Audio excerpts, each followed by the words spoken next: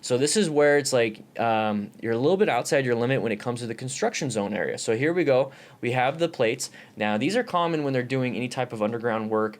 They have to cover it up, you know, when they do any piping, and then they're going to go ahead and finish it up later. We actually have quite a bit out here in Tucson right now, kind of where I live. These right here, very, very bad traction. Okay, you do not have a lot of traction on pretty much, it's not polished, but it feels like polished metal. If there's a little bit of water, a little bit of gravel, it's even worse. So what you need to do is when you go over some of these things, treat it like you have a lack of traction. So we are pretty close right here to the vehicle in front of us.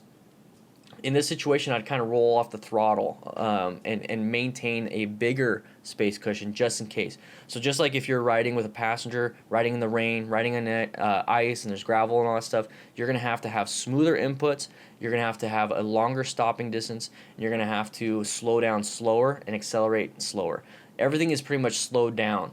So we're on a Harley. I missed that speedo. Really cool. Anyways, he's going to be applying the brakes too hard when he finds out, hey, there's brake lights, because he's focused on the plates. So when I say it's a little bit outside our limits, this is probably the first time that he's actually had to ride on a long section of plates. If you are not familiar with that and you don't feel comfortable with that, and this is kind of the situation you're in, go ahead and move over to the left. Get in the other lane.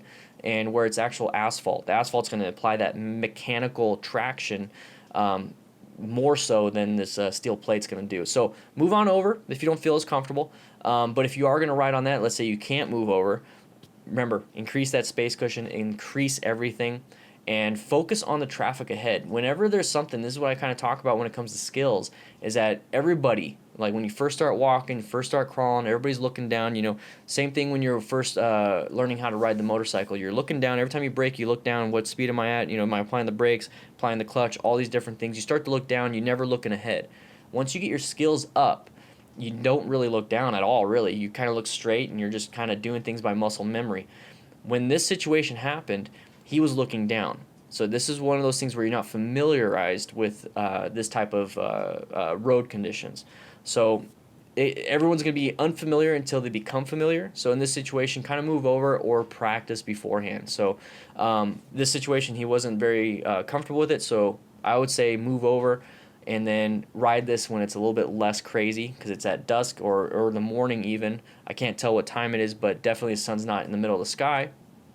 So we're starting to deal with people wanting to rush either to work or rush home. So we're going to move up to this part. You're going to have brake lights happen, and he's going to dump the bike. This is one of those situations where the front brake was applied a little bit too quickly for the amount of traction you had on those tires. The tire slid out from underneath him, and it wasn't a progressive brake pressure where you squeeze until it's like, 10, 20, 30, 40, 50, 60, 70, 80, 100, 90, 100. I missed 90. It was 0, 100. And then it dumped. So what you need to do is you need to go 10, 20, 30, 40, 50, 60, 70, 80, 90, 100, and you can do it faster. As quick as you can, but it's not boom. It's a smooth pressure and pressure and pressure and pressure. If you're still too concerned about loss of traction, maybe you do an evasive maneuver in that situation. But this car just applied the brakes. That wasn't the biggest deal. I mean, the car applied the brakes. He dumped the bike. And it was a single vehicle accident. So to prevent that, nice squeeze or move off to where you actually have more traction. We have a lot of traffic. So he's going to try to apply the rear brake only, and he's going to find an escape path. It doesn't work very well for him because he's not slowing down. He's unconscious for a split second here. That's what it looks like. And then he's going to get up, and luckily he didn't get burned, no deformities, no nothing. Very bad skill, very, very high risk in what he's